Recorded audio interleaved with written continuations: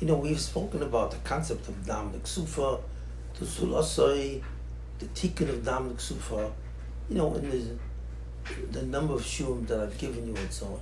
What's really going on, especially what's very deep, is the last one.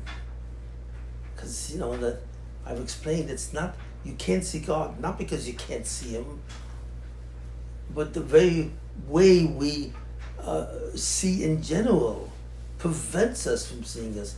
And it was, even if He was visible, which He's not, and even though and so on, you still couldn't. Right. Because it's your independence of Him that forces you to see Him as outside. Right. So that means you have to obtain the mechanism through normal sense perception, and the very existence of self-perception, of a self-perception, of a sensory perception, disables you from seeing anything. The only way, in other words, you can have connection to God is internally, which is it's called an intrinsic sense, and that's the nevuah of Moshe, and I've never read it anywhere. Right. You know what I mean? And that's not until Olam Haba.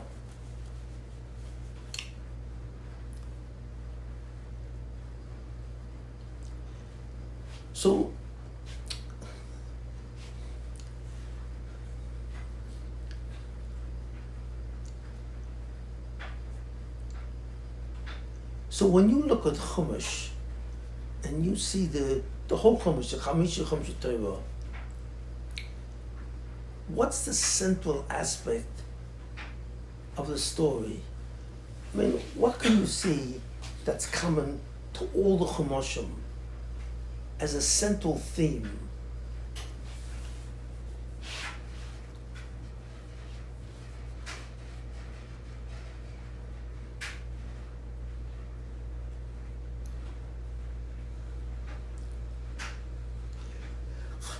So I'm not asking you to go over the various different aspects of the Chumash, their whole history, but what, in one line, in one sentence, what exactly is the story or the narrative of all 5 Chumashim? What is it trying to tell you?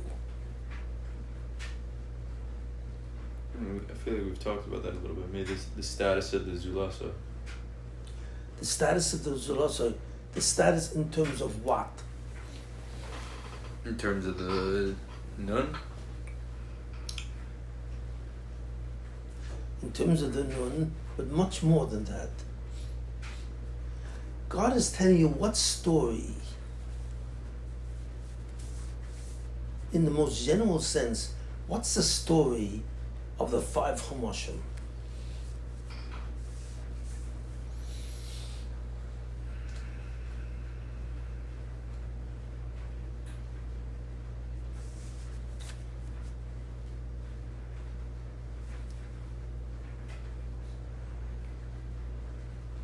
The story of the Zulasa and its relation to Nam Sufa. Okay, right. So, that relates to Nam Sufa. And what is that relationship?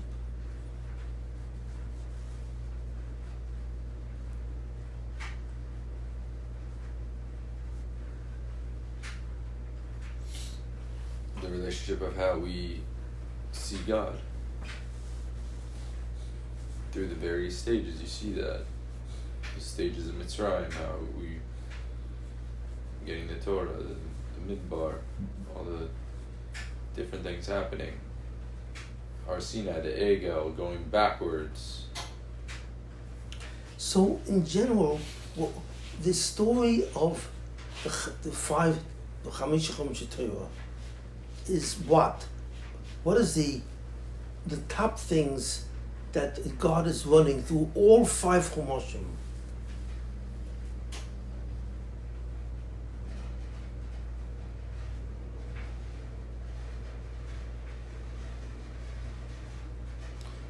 I mean, you see, you're not trained to look at them like that. So I'm going to try and do something today in a more exhaustive way that I've never done with you before. It's a little hotter because of that, Yeah. Just for a little.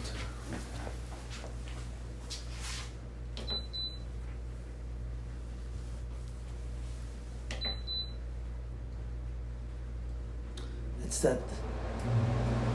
Okay, good. Maybe you can close the door.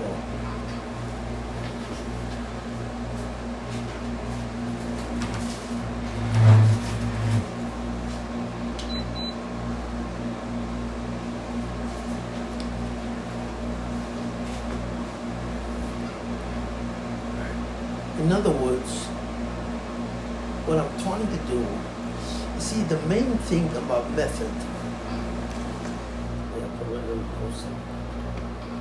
the main things about method, the definition of methods is the ability to see something in pieces, but what do you want to see from all the details? The picture. The picture. So the question is, how do you pull out the picture from the details? Because the Torah does not present the picture. It presents details, stories.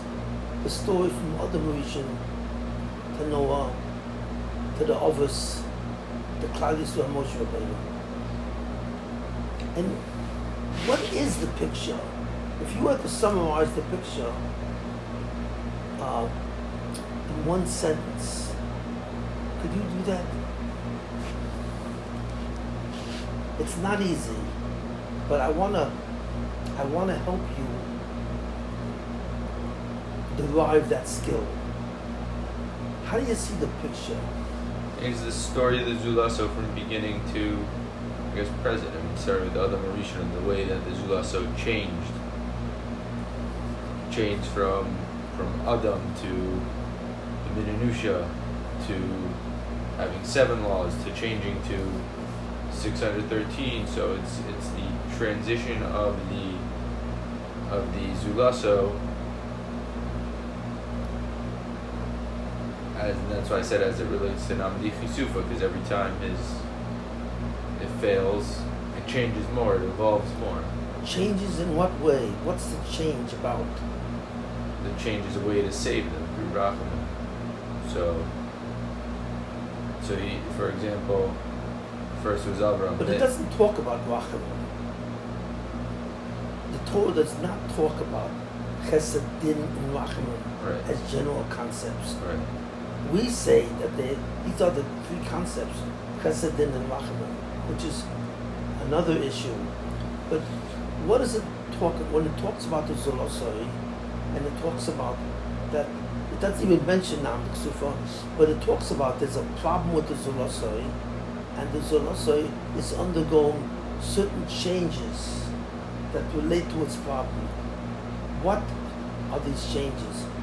What is the Torah observing as continuously changing? The Torah. And what aspect is changing? The guarantee. Meaning it changes in its first form was Ben Adam Lamako. Then he failed, Zolam was introduced, changes to two tests of the Makom and the Chaveru. And then they fail, so it changes to, I'm just going to give it to the Jews and they're going to be a guarantee and save them, save the rest of the world through them. Right. But what is changing? Exactly what is changing? The Zulaso. What aspect of the Zulaso? Is Olam Haba. That's not the story in the Torah. But as you're saying, in the actual Torah. In the actual Torah, it's what the key thing is. You know that it's about a Zulosai. Good. You know that what do you call it? It involves Nam Sufa. Okay. So what is? It's a story of changes. Changes of what? What's the main thing which is changing? You see, you really. The mitzvahs. Oh. Mitzvahs are changing. Right. Because that's the thing that it's talking about. Right. It talks about the first mitzvah of Adam Rishon. What is that? Well, the activity of eating from the Eitz HaDaas overall is really a mitzvah. That's the entity. And then it goes on after that he sinned, and then it suddenly talks about the Dor HaMabul, but it's talked about a new category of mitzvahs, which are now 7 mitzvahs. Right. And then finally, on the 3rd chapter of the Torah, it says, well, that's all I'm going to tell you about the activity in terms of 1 mitzvah and 7 mitzvahs. But now I'm going to tell you the main part. 6:13. And what? 6:13. Right. So the main story of the Torah is that the Torah is telling you, basically, what you have to do to earn Olam Haba. So it says you have to do mitzvahs. So the story of the Torah is the story of the enumeration and the gradual development of all these mitzvahs. And the final amount of mitzvahs that you have to do is tayyag. So it's a story of how do the tayyag mitzvahs apply to Klal Yisrael. What is your name? Because the name Yisrael really refers to a group of people that have to do with 613 mitzvahs. That's what the name Yisrael. Otherwise, the other name of the Jew is Bnei Yaakov. In other words, the Jews are really the descendants of Jacob, of Yaakov Avinu, of Avraham, Yitzchak, and Yaakov. But the special name that was given to Klal Yisrael, is Yisrael. So the question the Torah is doing is telling you the entire journey from the first Zulasai to all the other Zulasais that have to do with the 7 mitzvahs, and then finally the biggest part, it tells you what's the completion of that journey to the tayyag mitzvahs. You know what I mean? And it tells you about what mitzvahs are available now. So when you really look at it, it's a story of the journey of Klal Yisrael in terms of the mitzvahs that they have to do. Because to a large extent, the Torah enumerates all tayyag mitzvahs. Right. So you say to yourself, well, was that the beginning? No. The beginning was what? 1 mitzvah. And then it turned into 7 mitzvahs. And in terms of tayyag mitzvahs. Why doesn't it spell out the Sheva mitzvahs? Good question. It doesn't. It never Never really spells it out. No. Right. And how does the Torah tell you the story? It's in 5 books.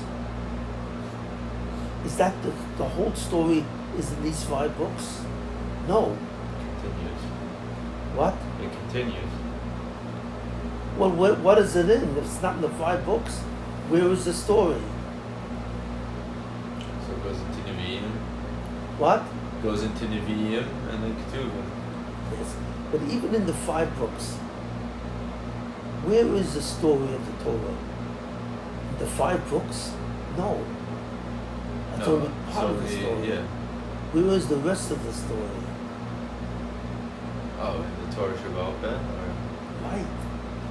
Because the Torah is divided into 2 formats. Right. The written law and the oral law. The Sheba Shebek South and the Torah Shabbat Ben.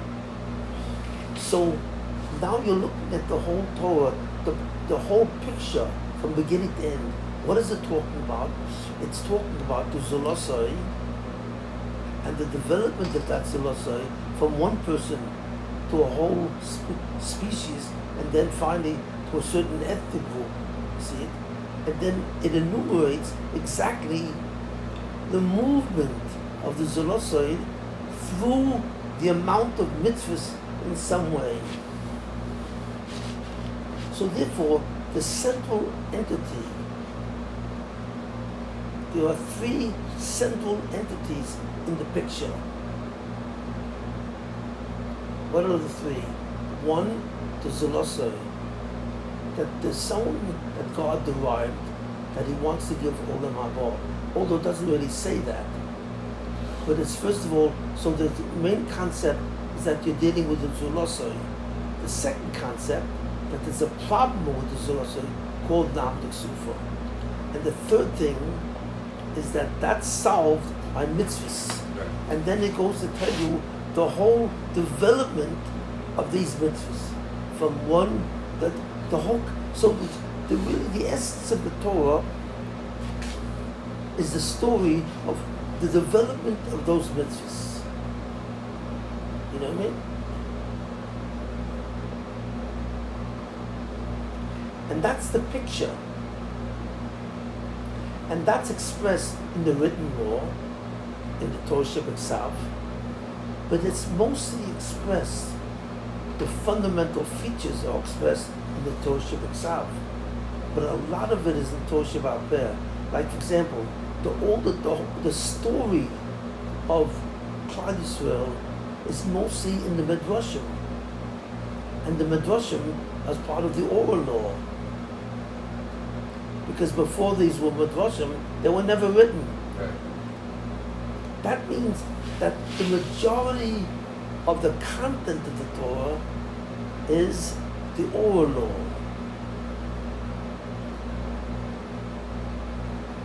Now, do you get that picture, what I described? Did you know this before you started learning with me? No. They completely avoid that. Now, why is this important? Because if the central activity of the Zulosoi is the performance of mitzvahs, then that is the most critical entity that you have to know. And I said, what does it mean to know an entity? And the answer is, according to method, to know an entity is to identify its properties. For example, you have an entity, an element, chlorine. You want to know something about chlorine. Well, what are its properties? What form does it take? You know what I mean? How does it respond to pressure? How does it respond to temperature? You have what's called chemical and physical properties, qualities which are attributed to chlorine. You see, what's very important in method is called entity analysis. And in entity analysis, the main thing to do is to identify what are the critical entities in the picture, from the picture, and in the details. The essential and non-essential qualities. Right. So, the first procedure in method is to identify what are the main entities in the picture, you know, and in the details, what are the main entities, and what's the definition of all the entities in terms of what are their properties. Now, you can't do that if you've never even thought in these terms, because no one ever told you that the Torah revolves around the entity called the mitzvahs. So you don't even know what you're supposed to look for. And everybody avoids that. What do I mean, everybody? That means when you look at the mitzvahs, you notice that there are already four categories, in a certain sense, of mitzvahs. How many types of mitzvahs are there? Well, you're not simply counting them. You'll notice that there are four different categories of mitzvahs. That means each category is a category of mitzvahs and has its own, it has certain properties. But actually, all the four categories of mitzvahs have properties. So if you really want to understand what God is doing, you have to understand the essence of what a mitzvah is and what's changing in each one. What are the changes? So you have to develop what's called the general characteristics of properties. So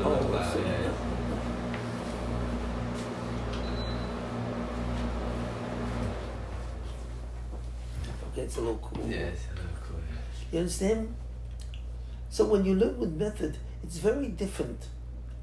When you learn in yeshiva, they don't do this at all. They don't identify the general entities and the specific entities, And they don't look at properties at all. They don't even know that it is an entity that has properties. And what you want to do is to get the picture.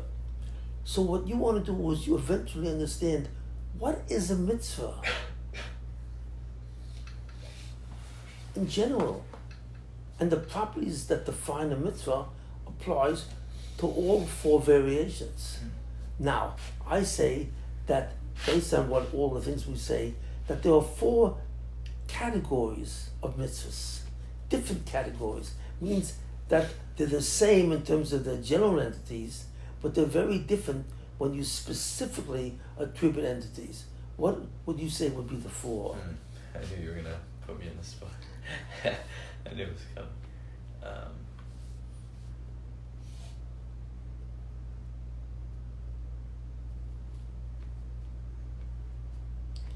I mean, I won't leave you hanging. Yeah.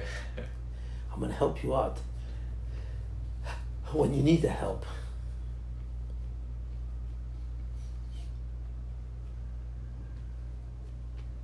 Because it's only by trying that you realize Right. what you have to look for. Say, I say there are four categories of the entity called a mitzvah. Four forms of the entity called a mitzvah.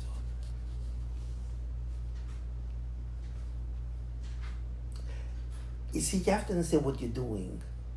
trying to lump them together too. You've identified a category called the mitzvah. And you look, when you study the Chumash, you understand that there are four different variations of this category called mitzvahs. Why do you want to know all four? Because you want to know the general properties of a mitzvah, Right. what they all have in common. What are the four categories that you think? I'd say actionable. I would say restricted or refrain, meaning No. I'm way off. No, you're looking at a certain feature. Right. But when you look at the Torah talks about each category separately. So you have to look at the quality or the characteristics which is most identifiable. See, you don't even know the characteristic of what you should identify them. Right. But I'm saying when you think of the categories and you say, what am I basing that on when I say there's four? I'm basing that on what?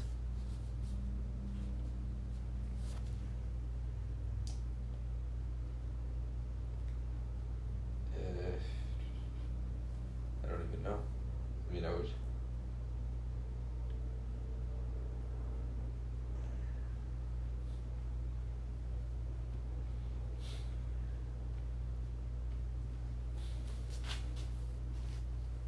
Are you splitting it up between Ben Adam L'Chavero and Ben Adam L'Makom? No.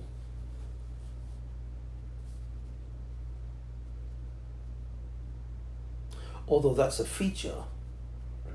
You're gonna have to, that is a feature. That's a feature of the mitzvah. Yeah.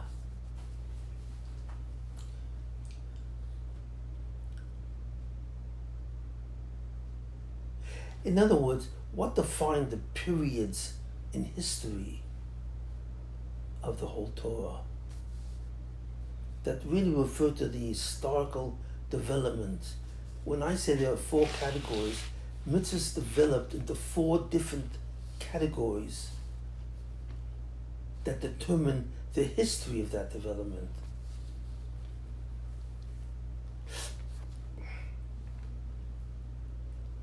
So we need to look at the differences between 1 verse 7 verse 6:13. Yes. And there's one more category. Because the main, That's after the base of English is destroyed. You're saying after there's no rehabilitation, there's another category. yeah.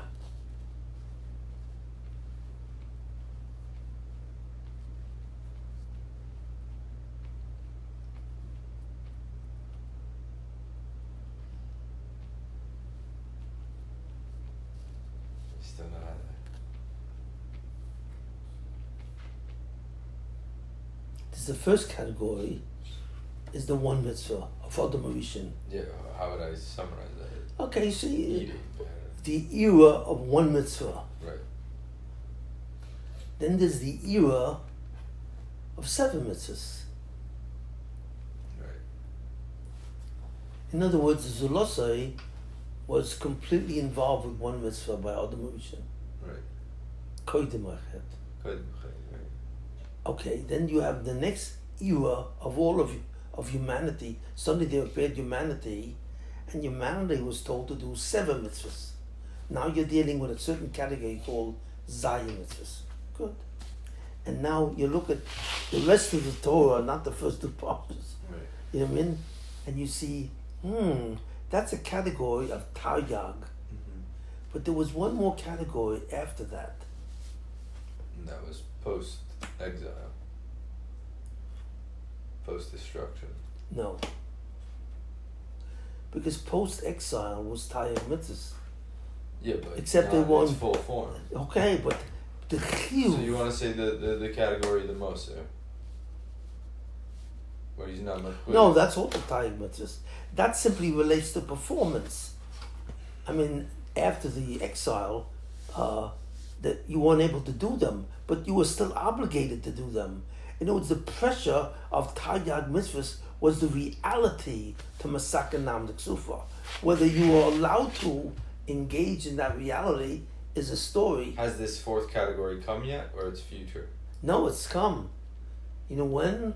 When? Matan Torah.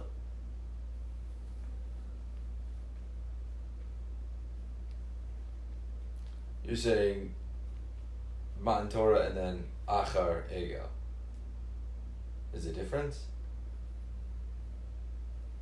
No. That's true, but that's not the quality that determines 4. What do you get if you do Taryag mitzvahs? Olam Haba. Right? Does everyone get... Does that relate to everybody? No. Well, all Jews, yeah. Oh. So who's the 4th category? Non-Jews? Yeah.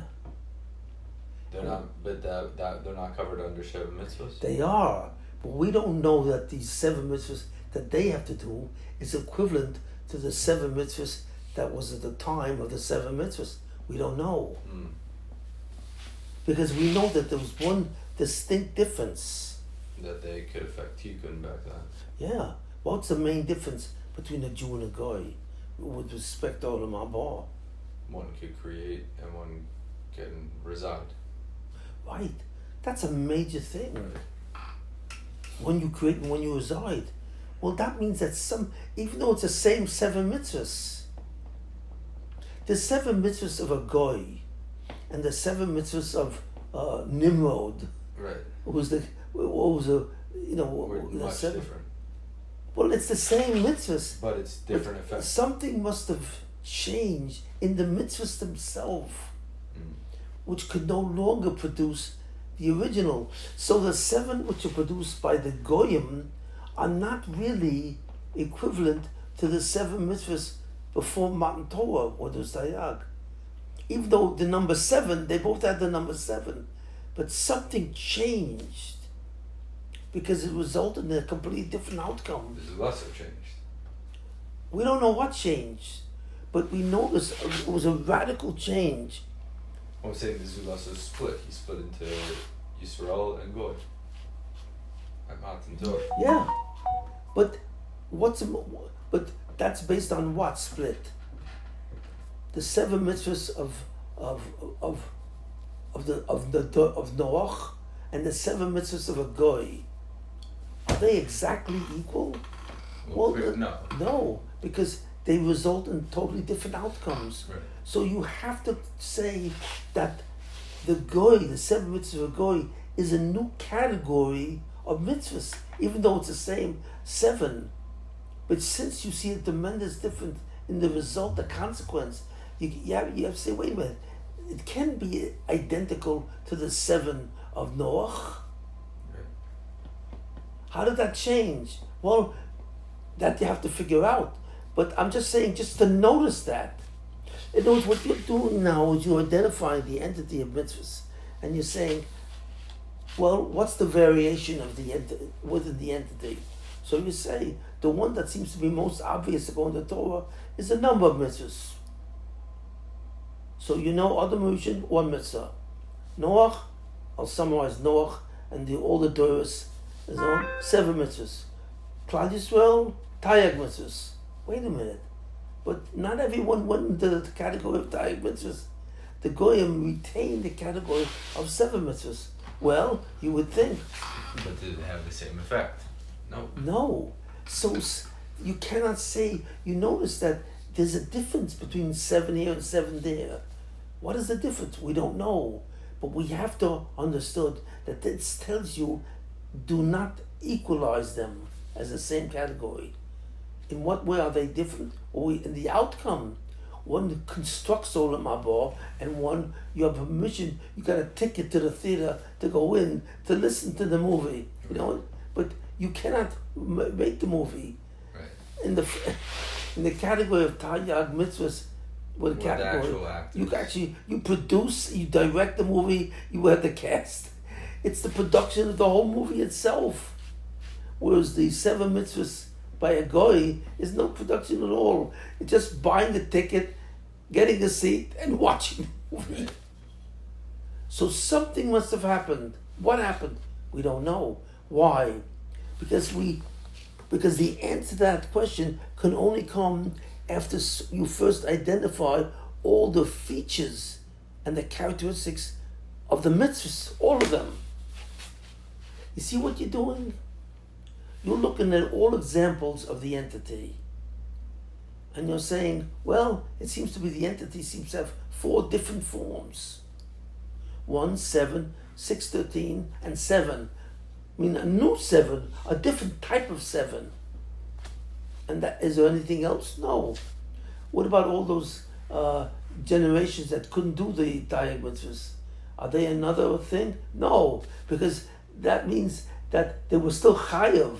Right. You know, but God didn't let them do it. But that's not their problem. But the philosophy or the mechanism of the Tayag was equal, whether you could do it or not.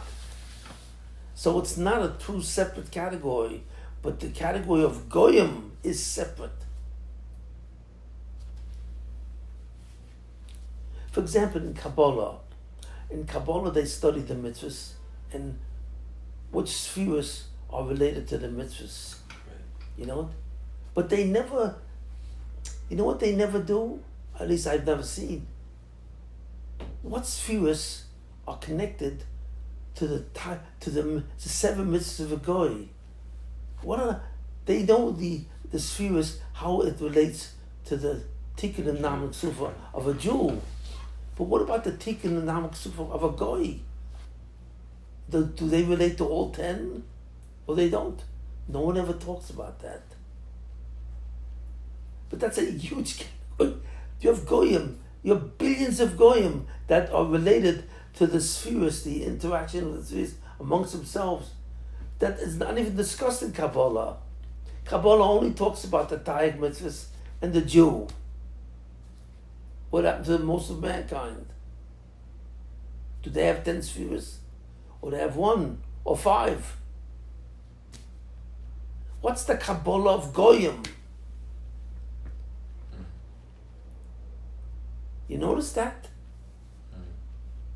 Kabbalah only speaks the Zohar, Kisvi Avi, they only talk about these categories when it comes to Jews.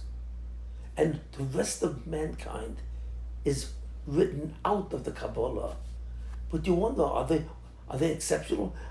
They have nothing to do with the spheres? Well, that's not possible. The spheres are non-hogas.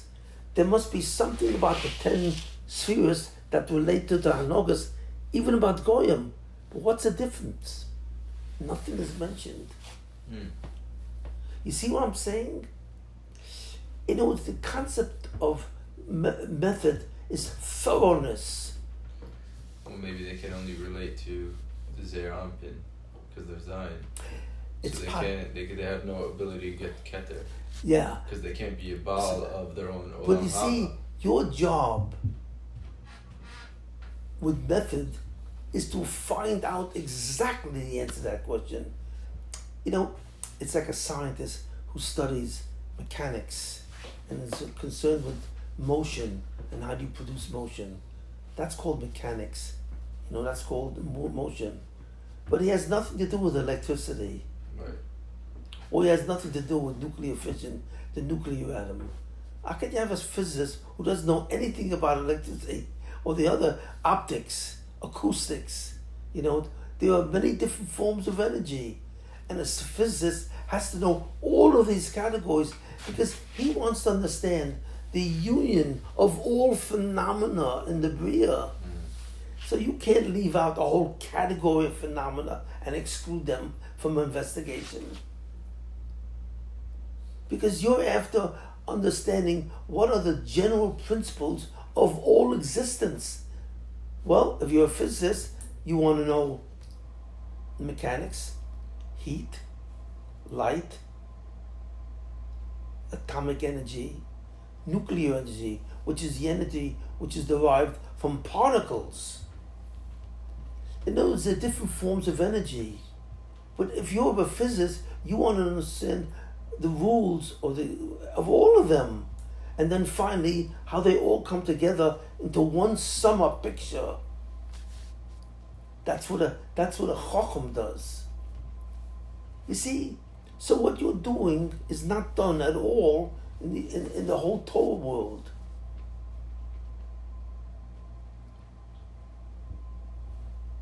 Because you realize if you're studying the Chumash, you're studying the general category called mitzvahs. Whether it applies to Adam Rishon or Goyim, it's this general category because the Zulasai who exists in Olam Hazeh has to masaken his chelik of Dam Ksufa. So you cannot exclude any Zulasai. If you do, you've cut down your subject matter in half and you cannot complete it. You'll never get to the bottom how God conducts the world, everyone in the world. So a goy has a mazel, which is governed by chesed, din, and rachamim. A Jew has a mazel, governed by chesed, din, and rachamim. How? What's the difference? What determines the mazel of a goy? You know, astrology can predict the mazel of a goy, but the mazel of a Jew is beyond astrology. Ein mazel Yisrael. What does that mean? So that's another branch of physics. But since you're a Talmid Chacham who wants to understand the interrelationship of every part of the picture, not just one piece of the picture. But you can't. The way the yeshivas learn, they have nothing to do with the picture. All they have to do with is details. You see the difference? That's not chokhmah.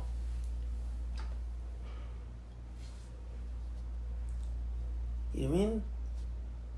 Chokhmah is that understanding that has to do with God. And God has to do with everything that He created.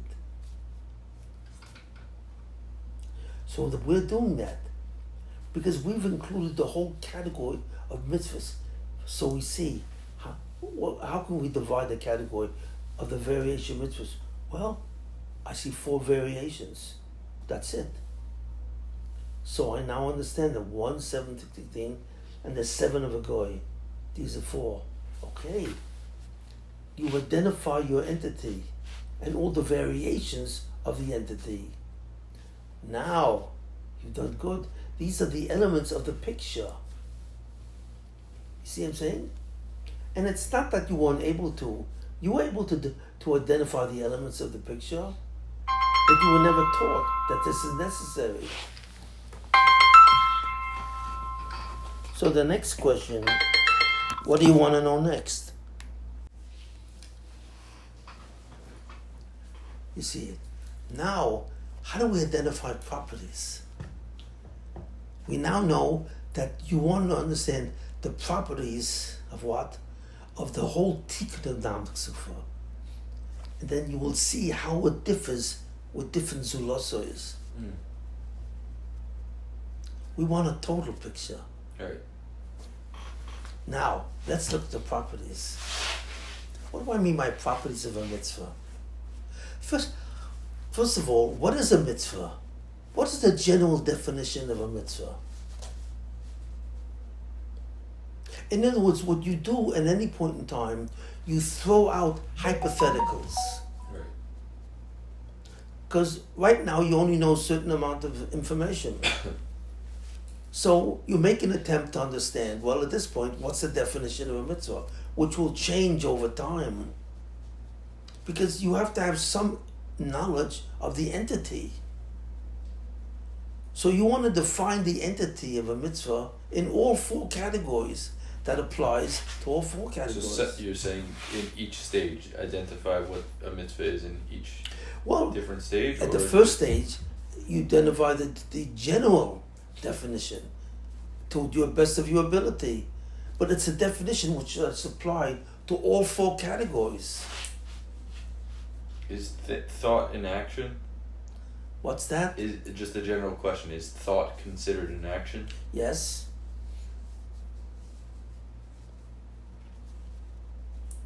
So a mitzvah is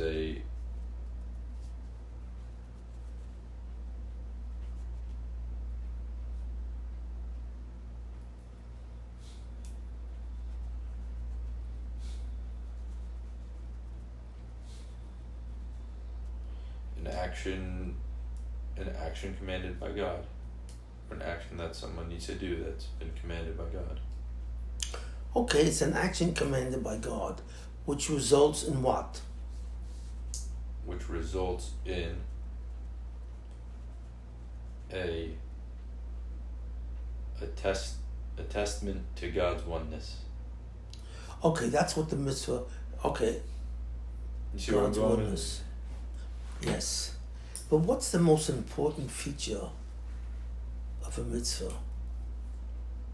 Would be the attesting to God's oneness. That's the purpose of it, right? So I as a Jew do mitzvahs, let's say, said mitzvahs. What's the difference if my actions are mitzvahs or if my actions are not mitzvahs? I see where you're going. Whether it was commanded by God or not. And what does that result in?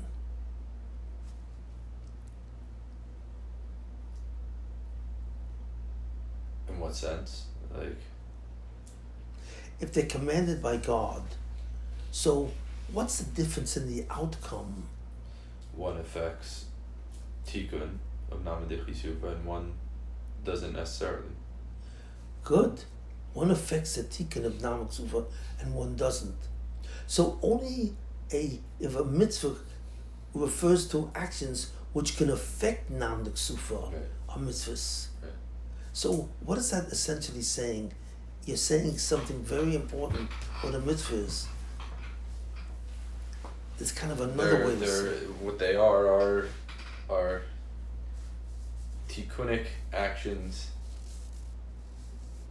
that can rectify Namadich Yisufa. Okay, so how does it relate to the Zulosai? When the Zulosai does what's considered an actionable mitzvah, he can affect his Namatsufa. When he doesn't do a mitzvah, no action, it doesn't affect his Namatsufa.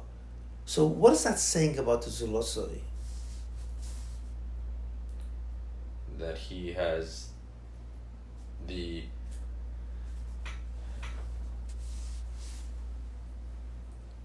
is the only one who can correct his flaw. Okay. Yisufa tells us that he's commanded to. Tells us that if he doesn't, he'll remain with the flaw.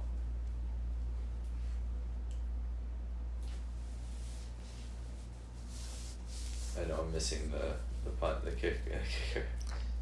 You very rarely hear this, but it's a very important feature of a mitzvah.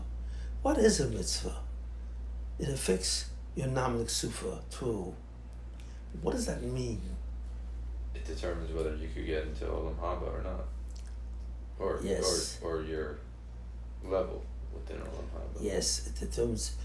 The determination for you to get into Olam Haba is done through mitzvahs. And what about all those actions that have nothing to do with the mitzvah?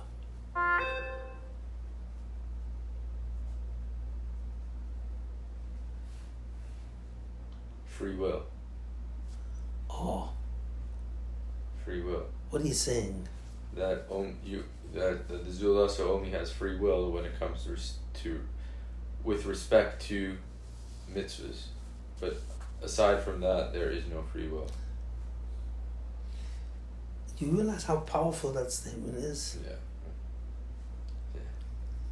But nobody would define it that way. Because most people don't even think of free will. Free will is a gift. It's a gift that God has to grant for you to be able to do a mitzvah. But if God doesn't expect you to do a mitzvah, you have no free will. In other words, you have no free will not to do it or to do it. So therefore, why do you do it? What does that mean, not to have free will? Well, I guess everything that I do, aside from mitzvahs, is a good example. You have no choice. You have no say in the matter. So who determines that you should do it? God.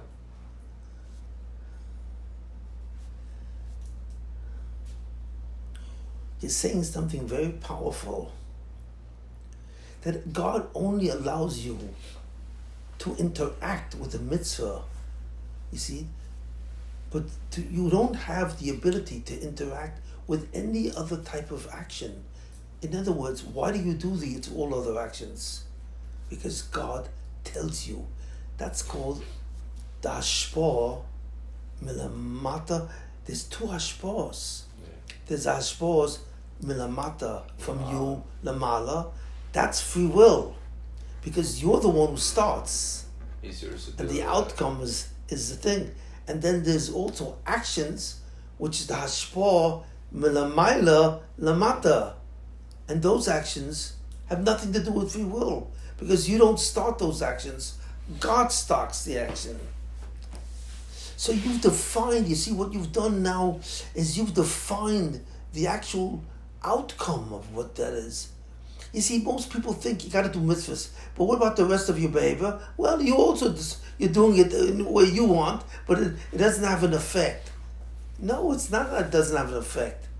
It's not caused by you. It is determined by God. They don't go so far. They just say, we can do whatever we want in any action.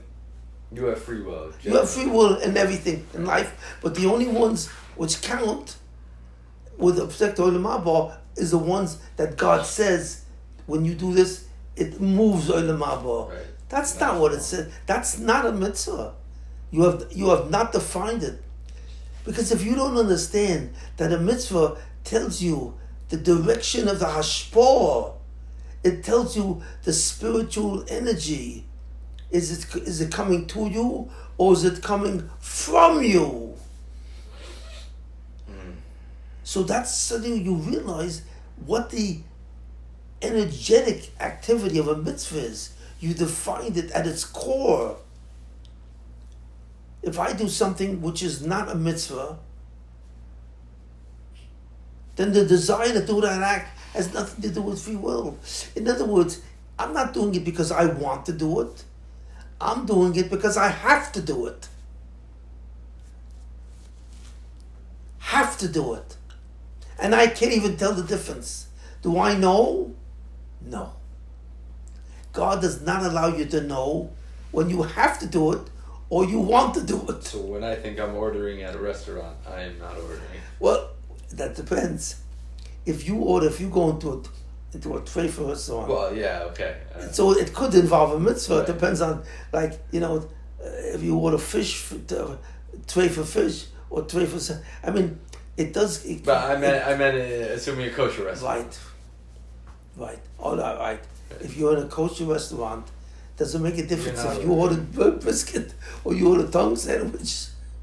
No, because there's no difference in the mitzvah. The mitzvah is to eat kosher. The mitzvah is not to eat tongue or pastrami. Kosher brisket. So I think I'm making the choice, but I'm really not making Right. the choice. You see, if you leave that information out, you've left out the core of a mitzvah. Do you think that awareness was known to Adam pre-Zoma? Is that an effect of Zoma, where I think that even that I have free will now in all areas of life? Yes. Right? That could be. That's probably a Zohar concept. That's the Torahs. Right. The Torahs that people believe the Zulosoi was given the gift of free will in relative to all of his actions. Right, because that was essentially the curse, right? Kochi ve'otzim yadi asa es kol hachaya. Yeah. I think I have the free will in everything I do. Right. But you see, that's the most important concept of a mitzvah. If you don't know that a mitzvah defines the area of life where you have power, as against the area of your life when you have no power, that's the core of the mitzvah. So in other words, God didn't simply make you and say, you can do whatever you want, but I want you to do these Taryag mitzvahs. God never said that. God said to you, you were created to do these actions, and in these actions, you have free will. In all the other actions, you're like an animal. But that's if you really think of what I'm saying, like, wow. Yeah. You know, I've said something very fundamental. So there's two things which define a mitzvah. Two central, essential properties. A mitzvah is an action which comes from your free will. And number two, it's an action which affects your Nam D'Ksufa, and therefore gives you a chelik in Olam Haba. Those are the two essential properties of a mitzvah. Now those properties change depending, one of the properties changes depending upon the status of the Zulasa. Well, these are other properties we'll talk about. But in this regard, you just defined, you know? So do you think that anyone else knows that really? Probably very few. No. And that's pivotal information. That's really pivotal. Because that tells you what you have to understand about a mitzvah. You have to know what am I after? So therefore, what's very important when I want to define a mitzvah is to understand exactly what part of this action is part of the mitzvah and what is not part of the mitzvah. Because only the mitzvah content affects your Nam D'Ksufa and affects your portion, your chelik in Olam Haba. The non-portion has no effect on it at all, and therefore God didn't give you the task, the free will. But the Jew, most Jews and Goyim believe that I have free will on anything I do, but these mitzvahs are more important because they create Olam Haba. But the illusion is that you have free will in everything. And you never ask the question, wait a minute, free will is a gift. In other words, if God doesn't give you, then you don't have that gift. So therefore, what is the nature of your consciousness? What is the nature of your self-awareness if it doesn't relate to a mitzvah? And the answer is, just like my cat. I'm sorry. Yeah. And you'd be insulted if I told you. You know? Like if you have a desire to buy a beautiful automobile, you know, you want it spruced up, it has to go from 0 to 60 in 3 seconds. You know, you really want a product, an automotive product you can be proud of. You know what I mean? Is that related to a mitzvah? Could be. I mean, in a way it could be, Right. but in general it's not. Right. It has to do with your gaiva, Right. okay? So it could be. In essence, so you can play with that and so Right. on. But in essence, it has nothing to do. Right. So therefore, God is the one who puts it in your mind to spruce it up, to give, like, I want the best. I want really, you know, like you wanted an electric car. Right. Did that have anything to do with your chelik and Olam Haba? It's just a general. Does that make your Possibly. What? Possibly. How? Because the reasons I wanted it, so I could commute here and use it to get here without having to pay tons of gas and Because get to work with you. you had so you were judging this action by the property of transportation. You need a transportation. You need a vehicle. Right. So is that a mitzvah? From a simple standpoint. From a simple standpoint, yeah, okay. Yeah, It no, could be- from a simple You know, standpoint, you can no. say, well, if you get a fancy vehicle, that maybe is a result of gaiva. Right. But I'm saying simply, No. no, because you simply it's you have to walk and go places. You have to move. You need vehicles, Right. and therefore, is your choice of transportation? Does that enlarge your Olam Haba, or is it less? Not really. Right. From a technical, and you spent a lot of time with that. Right. A lot of time you spent buying an electric vehicle and all the properties that it has. Right. Especially, you told me there's another electric vehicle that's even more spruced up. It's a lot of them. There's a I lot have of the basic model. I have the bottom. So all your effort in doing these things fundamentally was for convenience. Let's say convenience. Right. Does it affect your Namdik Sufa? Does it affect your Chelek and Olam Haba? No.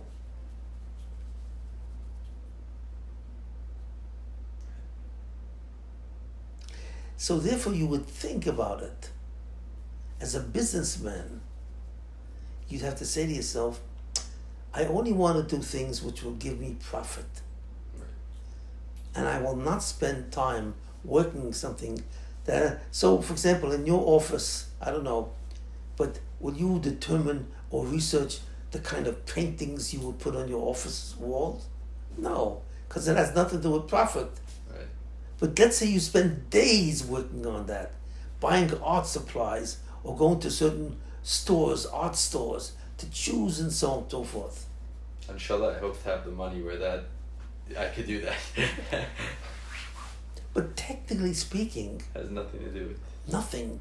So you've wasted your time. So in other words, the prize of convenience can really lead you astray where you'll spend days and weeks and gain nothing from it. Now that's unfortunate.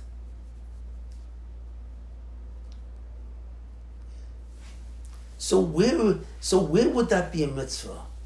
Now you can do the thing. So the question is, well, how much time could I spend on it if I fundamentally feel that it really won't move anything in me towards Yir Shemayim? You know, towards how much time should I spend? Right. So the answer is as little time as possible. Why? Because It's a waste of time. why? But does the person have the free will to spend the time on it? Like a person who goes to get the art and he's consumed for 5 days, is that him or is that God? Very good question. Why is it probably not God? It's him. Because he's the one who's has the choice whether to spend the time or not. Yes. Waste the time or not. Why would he not waste the time? Would that be a sin? Probably to waste the time. And what? Bittul Torah, bittul. Right, Bittul Torah. So that would be included in a category of mitzvahs that influence your Olam Haba. Right. Because God says you're not supposed to. That's called Bittul Torah. You know what is really Bittul Torah? Bittul Torah does not mean you don't have a sefer out and you're not learning a sefer. That's not Bittul Torah. Bittul Torah technically is spending time excessively on something which has no consequence for eternity.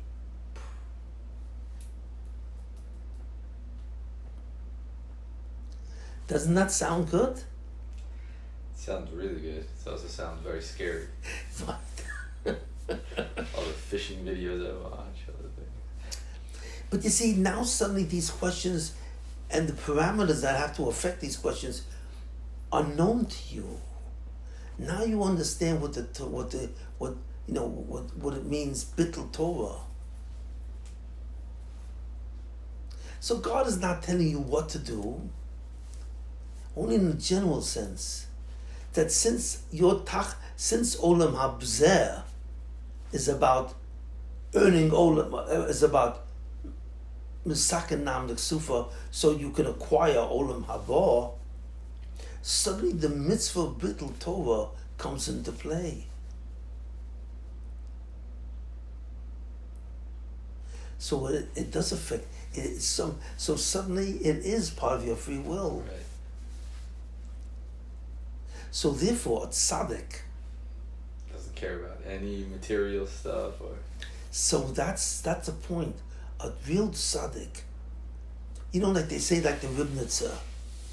You read the book on the Ribnitzer? Of course, I called you from his cabin.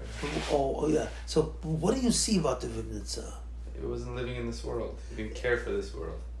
So, he didn't eat for. He wouldn't even eat until Shabbos. So did he have free will?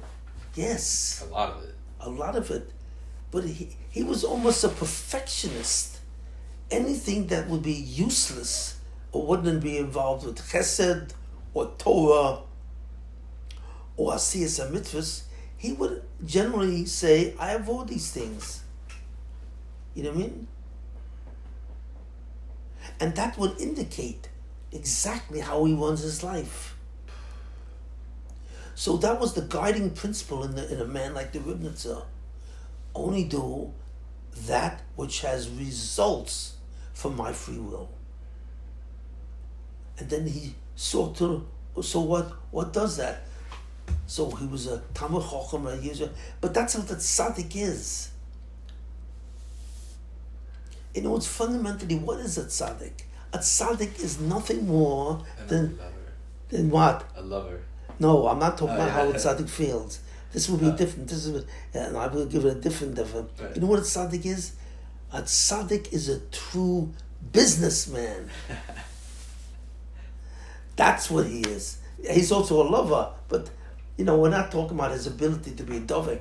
I'm not talking about that. I should write all these down. Your quotes like this. But what is a businessman? It talks in Gemara like it's a definition. Eino ela. Tzaddik eino ela. Because a businessman, everything that a businessman does technically is always to earn money, profit. He would never waste his time on picking, I like this desk, not that desk. I mean, the question may be important in terms of comfort or the ability to relax. I mean, but he would be performing these actions at a minimal. And in a way that would help his Torah or his Olam Haba in some way. So that's it. A tzaddik is, a real tzaddik is nothing more than a businessman. But it's a business, his business is what? Is real estate in Olam Haba. So a tzaddik is the ultimate real estate developer. Right. He's a perfectionist in business, which means that he knows what he has to do. And he focuses But a businessman has a certain definition of focus. He knows why he's here, what he has. I have to make money. And everything I do is subservient to this person. Well, you've just defined the tzaddik. Except that you're talking about money, and you're not talking about real estate and olam haba. That's the only difference. But that's the definition of a tzaddik. A tzaddik is both a lover, but more accurately, he's a businessman. Except that he is concerned in reward, in earning something which most people are not concerned with. But he's nothing more than a businessman. Al tikrei banaich ela bonaich. Yeah. Builders. And why is that? That's because any other action which is not associated with the mitzvah has no free will. So what are you wasting time? Right. See, suddenly your perspective, wait a minute. You suddenly see, you have a certain clarity now. By defining exactly what these are and understanding the parameters, the definitions, you suddenly have a deeper understanding of what the Torah says. The Torah says, thou shalt be a businessman. That's the mitzvah. Because when you're a businessman, that's when you have power. And what the Torah says, and the only power you should go after, because it's the only way you have power, is those things that have to do from your free will. Okay? And that free will is about the product of real estate in olam haba. So does a real businessman have any free will in his business dealings? Yeah, of course. If he's honest. Right, just in those areas. Yeah, anything related to mitzvahs, he has to be honest. And a lot of things. So every time he conducts a business deal, if he's very exact and very honest, so he would never take money that he hasn't earned. That's called kosher guilt. Kosher guilt. This concept of kosher money, that's not really a thought. Most people think whatever I can get, that is kosher. Right. As long as I give 10% to the shul, Right. But that's not kosher. But I mean, my name's on the building, yeah. Right. So the money that you get for some kind of theft or some kind of dishonest transactions is a sin. So when suddenly you make your weights, and you put a little extra weight, or you take off, so you it's a fictitious weight. You know what? You defraud the person. You're doing a sin. You don't realize it, that the acquisition of that money is from your free will, and it's detracting your real estate no olam haba. So in other words, all of this has to be looking like really income. And honestly, it's simply not being honest. This has nothing to do with honesty. This has to do, you see, we don't care if you do it, why you do it. If you're not honest in your business, that has nothing to do. God does not care, technically. But since honesty in business is connected to a mitzvah, God wants you to be honest. I mean, because the reality of consequence is that dishonest money detracts from olam haba. So what businessman would engage in some activity where he's losing money? He's not a businessman. You see, I don't want to be emotional about this. And I don't care if you're honest or not honest. I don't give a damn about any of that. But the question for a businessman is, when do I make a profit? When don't I make? Right. And simply, a businessman will not engage in some kind of practice where he not only doesn't make money, but he loses money. Right. So therefore you see something very important. Is this taught in yeshivas? But I'm not teaching any. I'm teaching really fundamental physics. Right. It's the physics of mitzvahs. So you can't say you didn't know it. I don't have that excuse. Well, I'm sorry about that. But it's really physics. So therefore our actions are divided into what? Our actions are divided into those actions that we have to do because we are pushed to do them. We have no free will, and those actions which we want to do it. You mean? Right. And only those actions have an effect in Olam Haba, which is profit. Profitable actions and non-profitable actions. That's all it's really. And therefore the suggestion is to the wise businessman, focus. Follow the money. Follow the money. Yeah, that's good. Follow the money. Because that's all the money is only in that direction. You don't have the power to make money from the other direction. Yeah, you make money here, but you lose money there.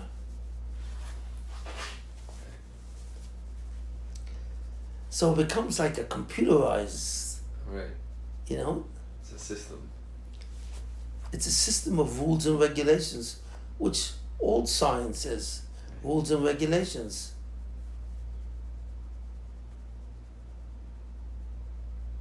It's the greatest Musar classes. What's that? Your shiurim are the greatest Musar.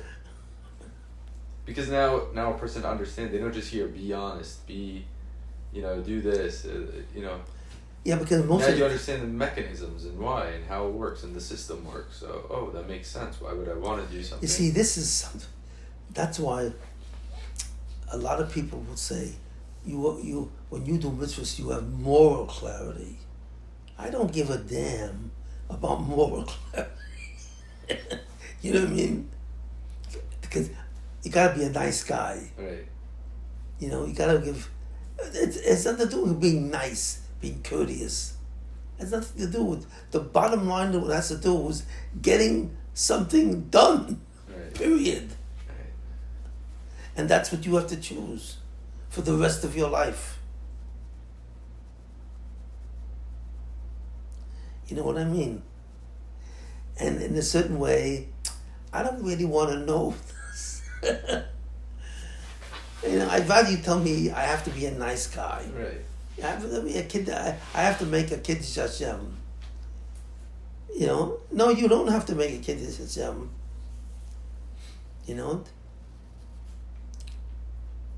But it's very exact.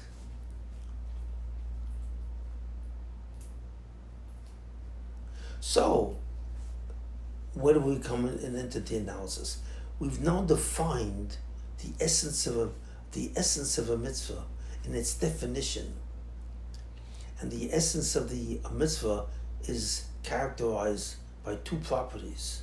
One, what were the two properties?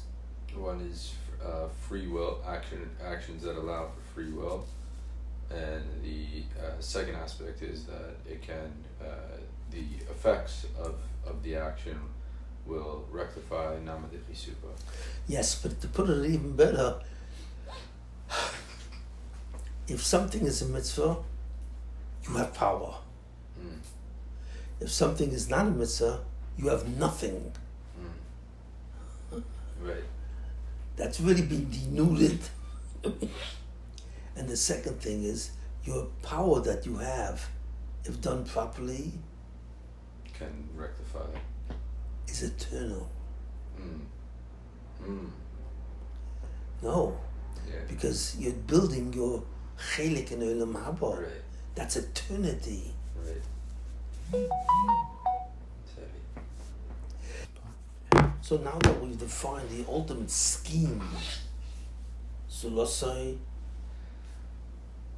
problem of Namak Sufa and Tikkun of Namak Sufa, how to mitzvahs. And that's is the area of free will. Okay, now we have to examine, so what are some of the properties? So these are not given to you, you see, that's why method is so hard. You're You have to- working, it is Yesh Me'ayin. Yes, yes, right. You have to come up with it because nobody didn't come up with it, you know. So, what's the most obvious? So when you look at the mitzvahs, what's a certain property that you would want to concern yourself with?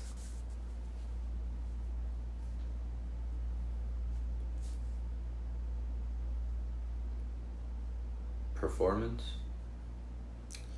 No, not really.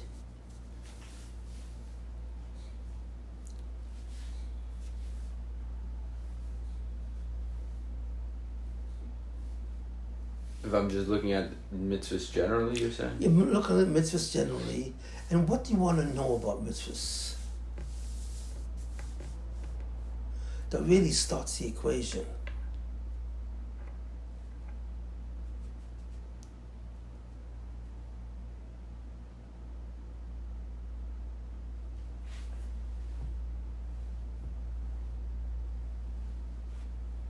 But what are they? I mean, When you've defined what they are.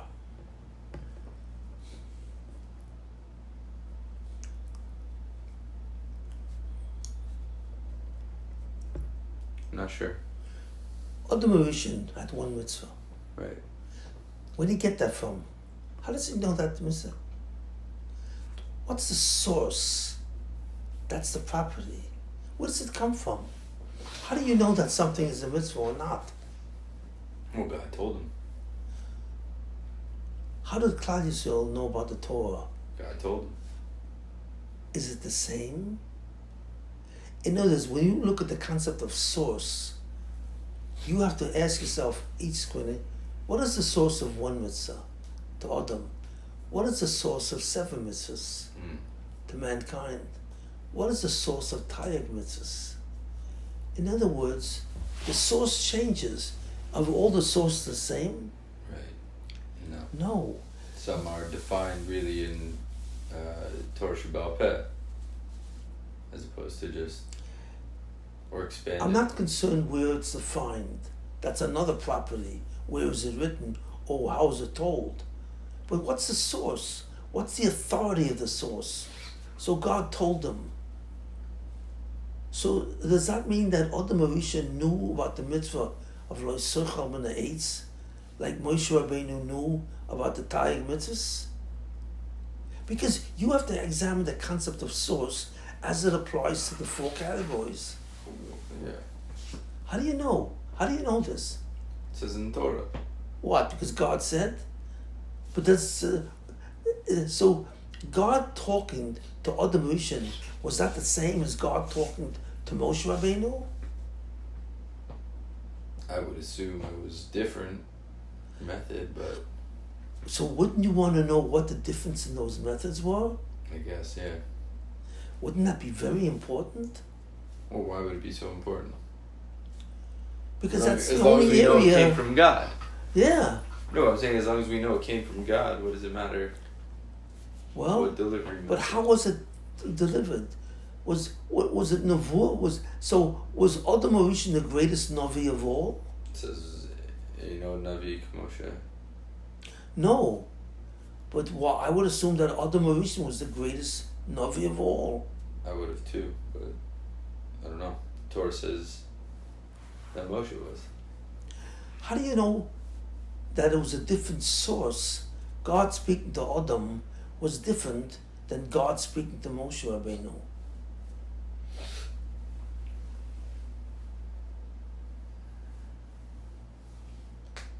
I don't. I would assume that Adam was higher. I mean, I don't know. But is it an important question?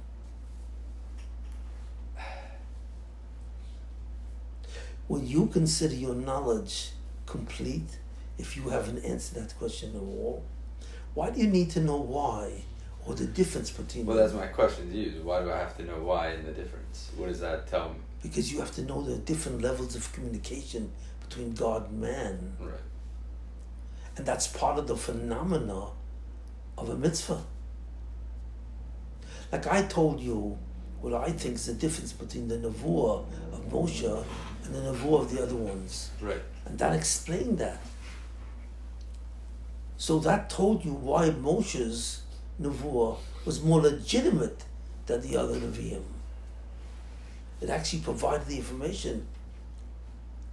But suddenly I have a new person I have to deal with. Who? The first man.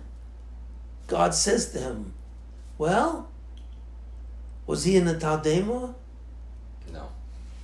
No, it doesn't sound like that. So what does that mean? That means that he was able to know from what God said. So was Adam a Navi? You see, these questions become relevant now. You never thought of that. Right.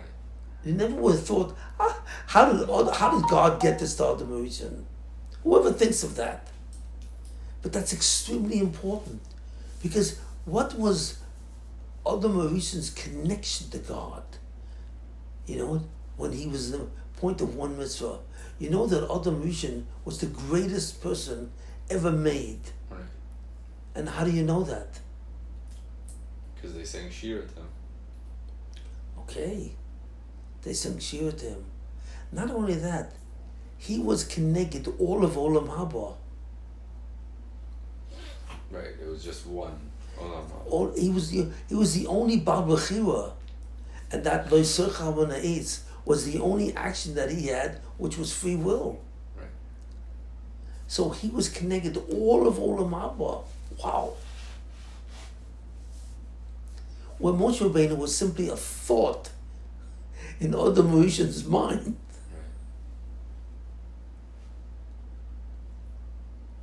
So what's the difference? Well, if you wanted to know the concept of nevuah, how it works, when does it work, you'd have to know the answer to that question.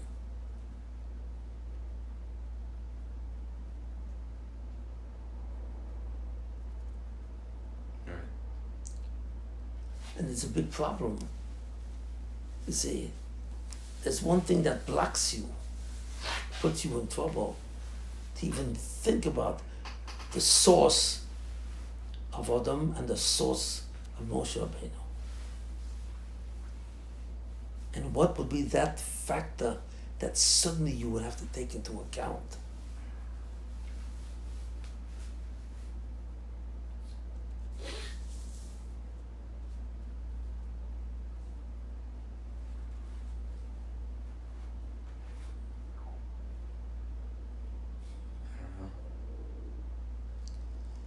The fact is, there was no death. There was no intervention of Zorma. Right. So where did that come from? It was God was speaking to him in a direct way. He was never supposed to die. There was never any death. So there's never any Tches HaMesim. So, wait a minute. So if there's no death, was he a Navi? Period. If there's no death at all, is there such a thing as Nevuah? Because every Navi that we saw is after. Subject to death. After Zorma appeared. Right, so does he even have the title of a Navi? Right. Interesting question, isn't it? Yeah, that's something to handle. And I believe he wasn't a Navi. He was higher. Yeah. At his level, his ability to communicate with God Was greater than Moshe. it was natural. It somehow flowed. He had a tremendous proximity to the Rebbeinu Shalom. Naturally. There was nothing that blocked him. Right. There was no Zorma, there was no blockage, no interference. What interfered So- with Moshe's though? Well, there was, first of There all. was death, but Moshe seemed like his also was. Yeah, but that means that he was closer to Adam Rishon than everybody else. than everyone else. Right. But it tells you that Adam Rishon was the greatest human of all time. So his nevuah was not a nevuah.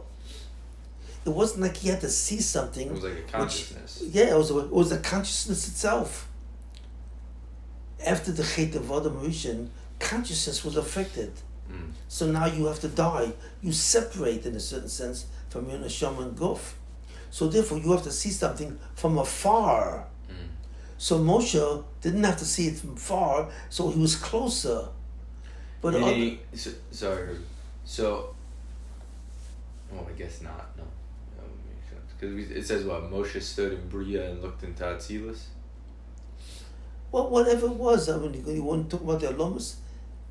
What I'm saying is, like, sounds like Adam was just in Atzilus. Yeah. He Whatever just he in there. was in a much higher place, simply by the fact that he never would experience death. He was never separated. His neshama was in his guf.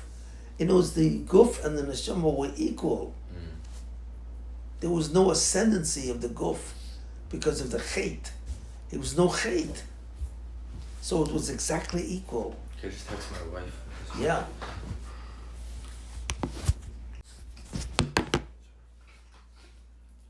You see, it's not so simple. No. You see, suddenly I'm asking questions that you never think of. That's because you don't see it like in a method. When you're learning method, you're learning the entity on different levels. You know, and suddenly you ask, wait a minute, was Adam Rishon even a Navi? And why would you think that? Well, there was no Zohamol. There was no separation of Adam between his guf and his neshama. These were two levels, two lenses that he had access to equally. I've actually thought about this in the past.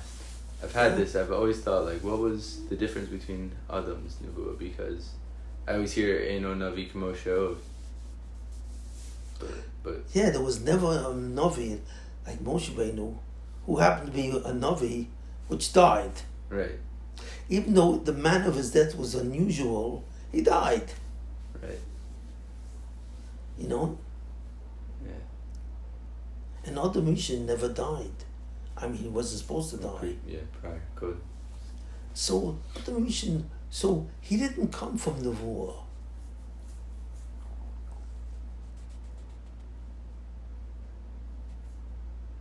He wasn't a Navi. Wow, He was just a Zulasa. right? The Zulasa With an intrinsic perception of itself. of itself, slightly less than Olam Haba, but he was, Pretty damn close. yeah. So his ability to hear the mitzvah of God was even higher than the Neshika of Moshe Rabbeinu. It was the most direct communication between God and the Zolasoi that was ever experienced by a man.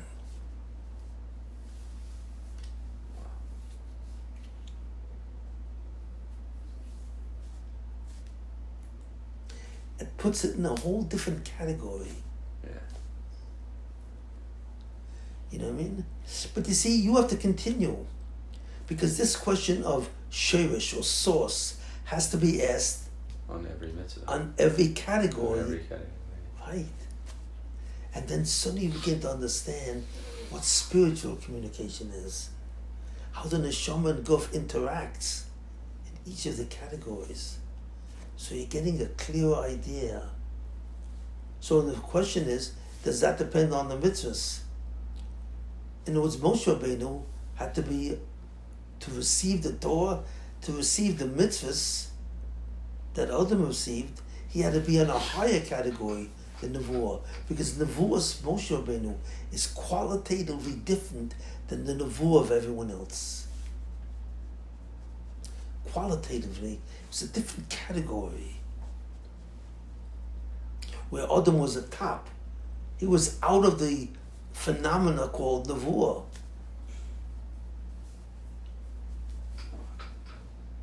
And he never had to work for it. To be a Navi, you have to do something. You have to work. There's a skill in being a Navi. If you look at all your capital. Yeah, it was a training. Was Adam Rishon trained? No. No, did he ever go to school for this? No. In a sense, Moshe wasn't either, no? Well, I mean, he wasn't trained either because he went inward Right. in a certain way. It was something natural. So the question is, what about the 7 mitzvahs from Noach? Right. How did he know that? Well, he knew that from Adam Rishon. Right. But you see, the nevuah of the 7 mitzvahs to Adam Rishon was already in the category of mitzvahs, of nevuah. Yeah. Whereas before the Chet, He wasn't a Navi. no. No. Wow. Now you see how you figure all these things out? I see how you figure them out. I don't figure them out. But see, okay. But you see, that's method. Right. You're actually figuring out nut chedushim Right. that normally you have no access to. You never looked this up in the Medrash Rabbah. No. You couldn't see it. But probably if you look in certain places, maybe there would be certain midrashim that would say that would, maybe there's always possibility there's a midrash lying around somewhere that's going to tell you this, and you will have figured it out before you saw that midrash. Right. You see that's the power of method. Yeah. It allows you to really understand with basic information tremendous amounts of these things. It's not a joke. Now, what's the difference between Adam Rishon Koydem Achet and Adam Rishon after? Well, Koydem Achet, there was no Zohar. So his connection to God was much higher from an intrinsic standpoint. And after the Chet, he had to be dominated by death, which means that suddenly he knew God to much exacerbated form of sense perception, where God appeared outside of him. So there was a shift, and that shift was most characterized by the way God informed him of when he has free will. So the shift in Adam Rishon before the Chet, after Chet, is a complete movement of the Zulosoi into a different sphere.